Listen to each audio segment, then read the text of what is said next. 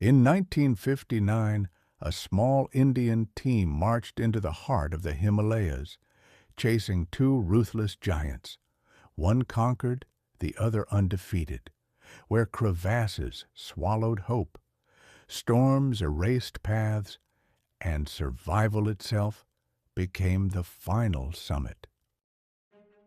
Hey, glad you're here. Welcome to the Himalayan Journals. Here on this channel, we bring to you real stories from century old field notes. We try to keep it simple and calm here. Think of it as a documented history of the Himalayas from the early 1900s, covering stories of indigenous wisdom, epic expeditions, and groundbreaking science passed on just as they were recorded.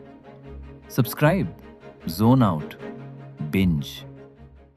In the autumn of 1959, a small Indian expedition set out with a quiet dream to look closely at Nilakantha, a peak of 21,640 feet that had resisted many attempts. Frank Smythe had tried in 1937 and called it the Queen of Garhwal. British, Swiss, New Zealand, and other British parties had followed. None had succeeded. Commodore S.N. Goyal and his companions now prepared for the sixth organized attempt, hoping first to reconnoiter the mountain. Goyal and Pran Nikore had made a short recce in the Rishi and Kirganga gorges in September 1958. From that time, the name of Nilakantha stayed with them. In early 1959, they began planning. Their climbing party included Chaturvedi, Chowdhury, Rawat of the Indian Air Force, Vijay Raina of the Geological Survey, Nikore, and Goyal. The Sherpas were led by Pasang Dawa Lama of Cho Oyu fame, with Ajiba of Annapurna I, Sherpa Pasang, Furba Lobsong, Lakpa Gyalbo, and young Norbu. Flight Lieutenant Bhagwanani was the doctor. Scientists, porters, and helpers joined them, and equipment lists grew to nearly 6,000 pounds. After a briefing in Delhi, the team left at the end of September. They traveled by bus through Hardwar, Rishikesh, Rudraprayag, Pipalkoti, Joshimath, and Badrinath to Mana village. Landslides blocked the road beyond Pipalkoti, so they trekked. On October 4th, they assembled at Mana, recounting baggage and separating loads. Excursions along both banks of the Alaknanda showed the northern route unsuitable. The southern bank led them 5 miles to Lakshmi Ban, where base camp was established under overcast skies.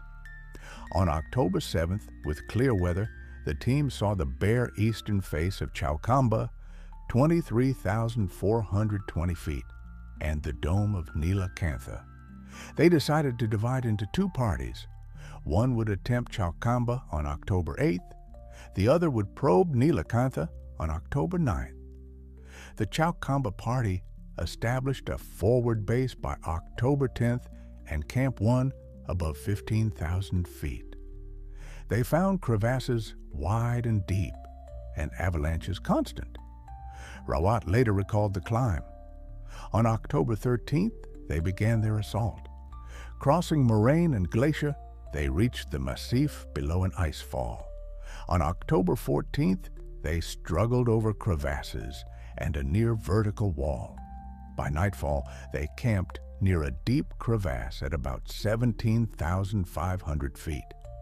On October 15th, they climbed again, crossing crevasses with ropes fixed by Pasang Dawa Lama.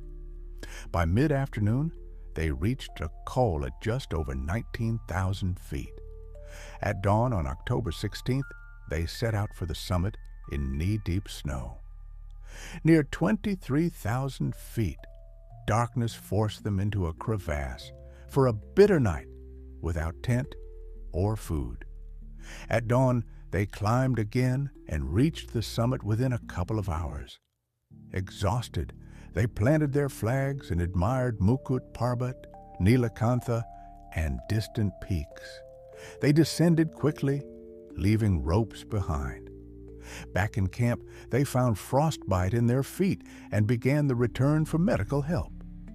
Meanwhile, the Nilakantha party moved from base camp to Majna Chakra Tirtha, and then to Camp 1 at about 15,500 feet on October 11th.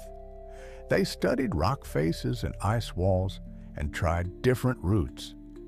Avalanches raged near Camp 2 at about 17,000 feet.